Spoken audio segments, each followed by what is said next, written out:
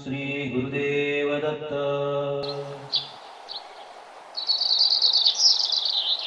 नमस्कार दोस्तों, नैसर्गिक सक्षम आरोग्य के इस चौथे चरण में आप सभी का हार्दिक स्वागत है। दोस्तों, आज की इस जानकारी की वजह से अगर हम हमारी शरीर प्रकृति पहचान पाए तो हमारा जीवन हम ज़्यादा तंदुरुस्त और खुशहाली से जी सकेंगे। हमारा यह प्रयास है कि हम आयुर्वेद के मूल सिद्धांतों को ठीक से समझा सकें और उससे जुड़ी संपूर्ण जानकारी उपलब्ध करा सकें। आयुर्वेद में रोग के लक्षण के साथ साथ मन, प्रकृति, दोष, वात, पित्त, कफ और धातुओं की स्थिति को भी ध्यान में रखते हैं। आयुर्वेद शास्त्र के अनुसार वात, पित्त, कफ इन त्रिदोष को अगर संतुलित रखना है तो आइए जानते हैं पहले दोष क्या है।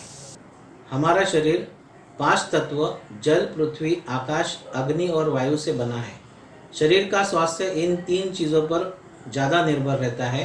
वात, पित्त, कफ ये शरीर में अगर संतुलित अवस्था में है तो हम स्वस्थ रहते हैं। इनमें से किसी का भी संतुलन बिगड़ गया तो फिर शरीर में दोष उत्पन्न होने लगते हैं, इसीलिए इसे दोष कहा गया है। इन दोषों की संख्या 3 होने के कारण इसे त्रिदोष कहा गया है।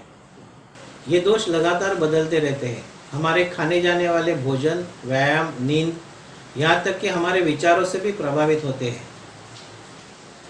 हर दोष में 5 तत्वों में से 2 तत्व होते हैं, जैसे कि वात दोष।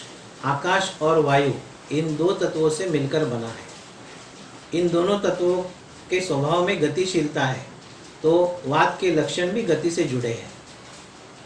जिस व्यक्ति के शरीर में वात ज़्यादा है उसे वात प्रकृति वाला कहते हैं।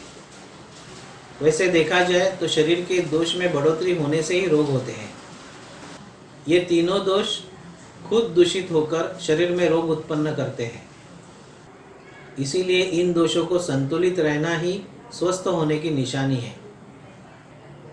वात का शरीर में स्थान जोड़ों, कान की हड्डियाँ, कंधों की मांसपेशियाँ और पीठ के निचले हिस्सों में देखा जाता है। शरीर में मुख्य स्थान कोलन या पेट माना जाता है। इसके अलावा नाभि के नीचे का भाग, छोटी व बड़ी आंतें, कमर, जांग, टांग और हड्डियां भी वात के निवास स्थान है। आयुर्वेद अनुसार वात के 5 प्रकार हैं: उदान वायु, समान वायु, अपान वायु, प्राण वायु और व्यान वायु। उदान वायु यह नाभि क्षेत्र, छाती, नथुनों और नाक के मार्ग में स्थित है। समान वायु यह पूरे पेट में मौजूद होता है और भोजन को आत्मसात करता है तथा पाचन व उत्सर्जन को नियंत्रित करता है। अपान वायु यह आंत संबंधी अंगों, जनन अंगों, मूत्रपथ, नितंब, बीच वाले अंगों, इंग्विनल ऑर्गन में स्थित है। प्राण वायु यह मस्तिष्क के कुछ महत्वपूर्ण केंद्रों में स्थित है। व्यान वायु यह हृदय में स्थित है और रीढ़ की हड्डी के रिफ्लेक्सेस में मदद करता है। शरीर में होने वाली सभी प्रकार की गतिविधियां इस वात के कारण होती है, जैसे कि हमारे शरीर में रक्त संचार होता है। वात शरीर के सभी कोशिकाओं में मौजूद है। वात को शरीर की गंध, गति, शरीर में पसीना, मलमूत्र निकालने की प्रक्रिया के लिए जिम्मेदार माना जाता है।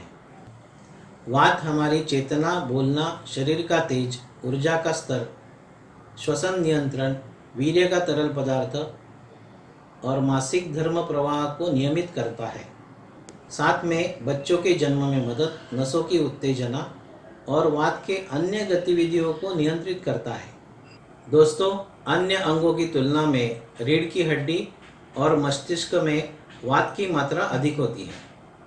वात हार्मोन और मस्तिष्क में ज्ञान संबंधी कार्यों को बनाए रखने में मदद करता है। वात बहुत महत्वपूर्ण है क्योंकि वो अन्य 2 दोषों को नियंत्रित करता है तथा शारीरिक कार्यों को पूरा करता है। वात का वर्णन चंचल, ठंडा, रूखा जैसे हवा, पारदर्शी, हल्का और सूखा ऐसे किया जाता है। अब देखेंगे वात रोग के कारण। अनियमित दिनचर्या, असंतुलित भोजन, भोजन में पौष्टिक खाद्य पदार्थों की कमी, हल्का, रुक्ष और अल्प भोजन करना, ठंडे बासी गैस करने वाले डिब्बेबंद फास्ट फूड, सत्वहीन प्रदूषित अन्न पदार्थों का सेवन, वातवर्धक आहार का सेवन जैसे शाली चावल, जौ, चने का शाक, सूखे भुरे हुए चने, मोठ, मसूर, अरहर, चीनी, मटार, सेम, कच्चा मूली, पालक, अधिकतर सूखे मेवे। मादक और उत्तेजक चीज़ें जैसे चाय, कॉफ़ी, धूम्रपान, शराब, ड्रग्स आदि का सेवन,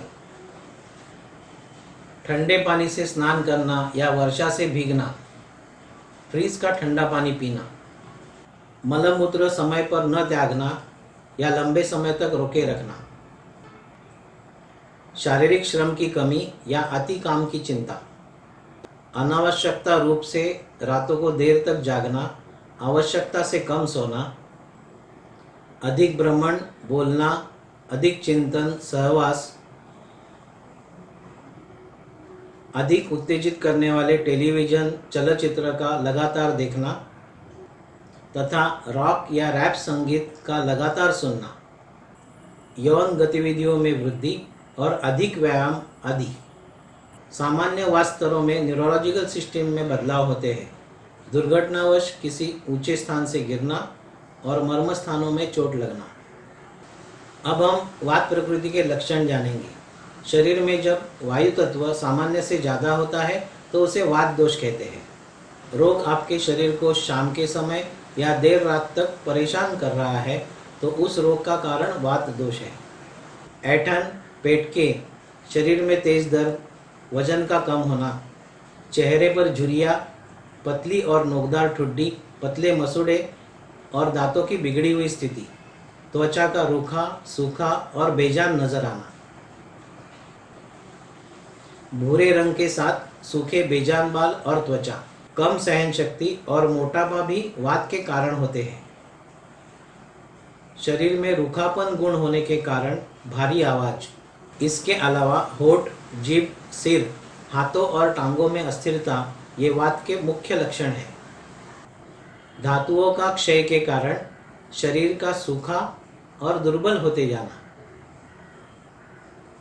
अंगों की शिथिलता, सूत्रता और शीलता, अंगों में कठोरता और उनका जकड़ जाना, त्वचा का खासकर पैरों की भिवाइयाँ, हथेलियाँ, होठ आदि का फटना, नाखून, केश आदि का रूखा और कड़ा होना, अंगों या नाड़ियों में खिंचाव होना, सुइयाँ चुभने, तोड़ने या झटका लगने, मसलने या काटने जैसी पीड़ाएं होना, जोड़ों में दर्द होना, जोड़ों का चट-चट आवाज करना, पेट का गैस से फूलना और अपान वायु का अधिक निकलना, डकार या हिचकी आना, भूख प्यास अनियमित रहना अर्थात कभी ज़्यादा कभी कम लगना, मलमूत्र व पसीना कम आना व अनियमित आना, कब्जियत रहना। वात प्रकृति में मानसिक लक्षण भी पाए जाते हैं। अस्थिर व्यवहार, उत्साह, रचनात्मकता और कलात्मक प्रकृति, त्वरित सोच व सनकपन, समस्याओं और चुनौतियों को अच्छी तरह निपटना, निर्णय लेने में जल्दबाजी, जल्दी क्रोधित होना व चिढ़ना, जल्दी डर जाना, बातों को जल्दी समझकर फिर भूल जाना जैसी आदतें पाई जाती हैं। मानसिक लक्षणों में परिवर्तन भी देखा जाता है जैसे चिंता, घबराहट, तनाव, भय, उत्तेजना। दोस्तों, अब तक हमने वात दोषों के कारण और लक्षण देखे। अगले चरण में वात प्रकोप होने की वजह से होने वाली व्याधियां और उसके ऊपर के उपाय देखेंगे। इस विषय से जुड़ा कोई सवाल या सुझाव हो तो आप कमेंट बॉक्स की सहायता से हम तक पहुंच सकते हो।